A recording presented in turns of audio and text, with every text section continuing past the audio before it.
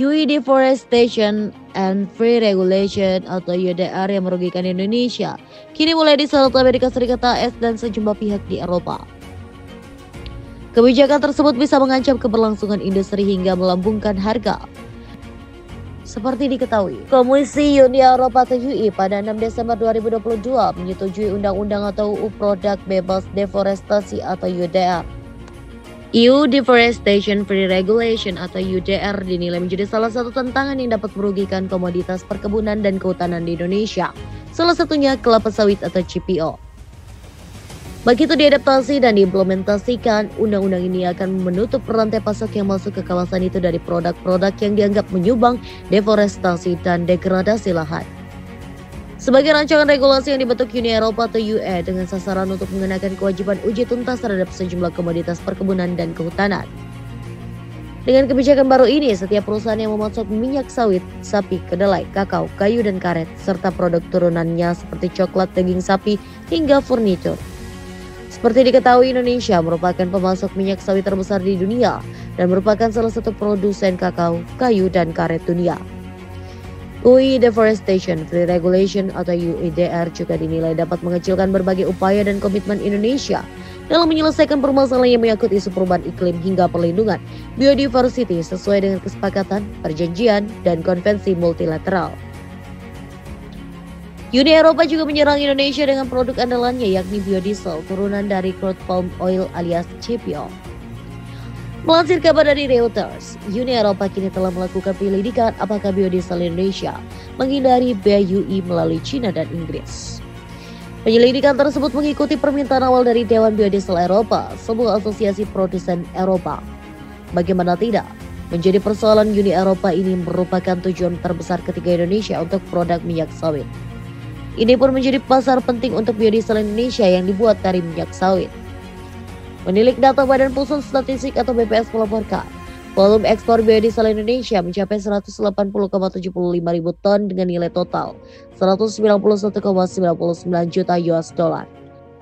Indonesia bersama dengan Malaysia dan Uni Eropa juga telah sepakat untuk membentuk gugus tugas ADHOC atau ADHOC Joint Task Force on UEDR guna mengatasi berbagai hal terkait dengan pelaksanaan UEDR yang dihadapi Indonesia dan Malaysia.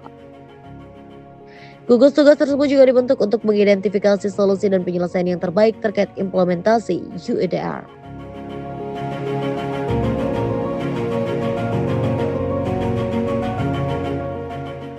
Yang diinisiasi oleh Indonesia di dalam kunjungan bersama antara Menko Perekonomian dan DPM Malaysia itu terus mendapatkan dukungan dari like-minded countries.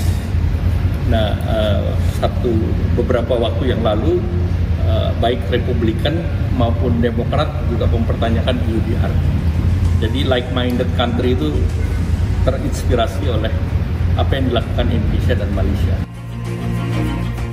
Dilansir melalui mypalmoilpolice.com, kelompok bipartisan baik dari Partai Republik dan Demokrat juga telah menyoroti kebijakan UDR yang dianggap tidak adil bagi para petani yang akan memasuki pasar Eropa. Selain itu, penundaan implementasi atau perubahan regulasi UDR juga dinilai menjadi salah satu solusi yang dapat dilakukan untuk saat ini. Lebih lanjut, pernyataan keberatan terhadap kebijakan UDR juga sejalan dengan pandangan Menteri Pertanian UE. Selain itu, sebanyak 20 dari 27 menteri juga menyerukan untuk dilakukan penundaan UEDR pada pertemuan Dewan Agriculture Fisheries Council Configuration atau Agrifis yang telah diselenggarakan dalam waktu dekat ini. Kebijakan UDR yang juga telah mendapat sorotan dari New York Times dan Financial Times juga dinilai akan memberikan dampak berupa potensi masalah pada rantai pasokan yang berkelanjutan, harga, dan pilihan konsumen hingga dampak bagi petani dan negara pengekspor. Asosiasi Pertanian yang terkemuka di Uni Eropa, Copa-Cogeca, juga telah menyampaikan saran penundaan implementasi kebijakan UDR karena tidak memungkinkan untuk dilaksanakan karena waktu penyiapan kerangka kerja yang lebih memadai tidak dapat diselesaikan hingga batas waktu implementasi kebijakan UDR tersebut. Gelombang kekhawatiran juga diutarakan oleh berbagai negara-negara seperti India dan Brasil, serta sejumlah negara lainnya yang menyampaikan perhatian yang sangat serius mengenai tuntutan dari implementasi kebijakan UDR tersebut. Lantas, mengapa sawit Indonesia dihubungkan dengan isu deforestasi? Deforestasi merupakan istilah terkenal jika membahas tentang hutan. Secara sederhana, deforestasi juga didefinisikan sebagai perubahan tutupan suatu wilayah dari berhutan menjadi tidak berhutan. Dari suatu wilayah yang sebelumnya memiliki bertajuk berupa hutan atau vegetasi pohon dengan kerapatan tertentu, menjadi bukan hutan atau bukan vegetasi pohon atau bahkan tidak bervegetasi. Definisi tersebut diperkuat dengan Peraturan Menteri Kehutanan Republik Indonesia Nomor 30 Tahun 2009 tentang tata cara pengurangan emisi dari deforestasi dan degradasi hutan atau RIDD yang menyatakan secara tegas bahwa deforestasi adalah perubahan secara permanen areal hutan menjadi tidak berhutan yang disebabkan oleh kegiatan manusia. Eratnya kaitan sawit dengan isu deforestasi didukung dengan banyaknya penelitian hubungan antara ekspansi perkebunan sawit dan dampaknya terhadap deforestasi. Penelitian terkait deforestasi dari perkebunan skala besar di Indonesia telah banyak dilakukan. Yu et al. 2008, Koch dan Wilkoff 2008, Koch et al. 2011, Kelos et al. 2012, Maintenance et al. 2012, Obczynski et al. 2012, Gunarso et al. 2013, Li et al. 2014, Tarigan et al. 2015, Wick et al. 2011 melaporkan bahwa dari 9,7 juta deforestasi yang terjadi selama kurun waktu 1997 hingga 2003, sebesar 27% atau 2,6 juta hektar telah diubah menjadi kelapa sawit. Tetapi besaran persentase ini diduga cenderung lebih rendah karena terdapat tutupan lahan lainnya yang telah dikonversi menjadi kelapa sawit seperti lahan terdegradasi dan perkebunan. Perluasan lahan perkebunan kelapa sawit pada akhirnya akan mengkonversi kawasan hutan khususnya pada lahan gambut sehingga akan menyebabkan degradasi lahan atau kerusakan lahan di mana lahan mengalami penurunan produktivitas. Pembakaran lahan pada saat deforestasi juga akan menyebabkan peningkatan emisi karbon yang berakibat meningkatnya intensitas efek gas rumah kaca pada atmosfer. Hal ini membuat panas matahari terperangkap di bumi sehingga kondisi mengalami pemanasan secara global. Jika hal ini terjadi secara terus-menerus akan menyebabkan climate change. Gabungan Pengusaha Kelapa Sawit Indonesia atau GAPKI menuduh perkebunan kelapa sawit penyebab deforestasi itu hanya ilusi. Mengutip dari catatan yang ditulis GAPKI pada websitenya, tuduhan deforestasi yang digaungkan Eropa kepada sawit Indonesia tidak tepat. Terlebih pemahaman definisi hutan yang Eropa pahami berbeda dengan yang ada di Indonesia. Di Indonesia sendiri, menurut GAPKI didefinisikan sebagai suatu hamparan lahan yang didominasi perpohonan dan juga kawasan yang secara administrasi ditetapkan sebagai hutan.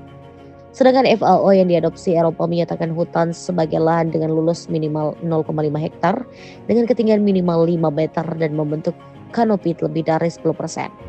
Oleh sebab itu, jika merujuk definisi hutan Eropa di mana tutupan lahan 10% masuk definisi hutan, di Indonesia tidak ada lahan yang tidak tertutup.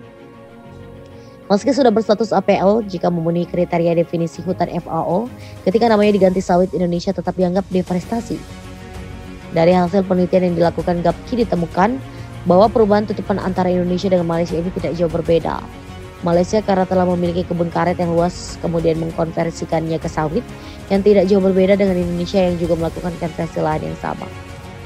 Selanjutnya pada studi lain yang dilakukan Eric Major dalam sebuah jurnal yang berjudul Oil Palm and Biodiversity juga menemukan fakta serupa.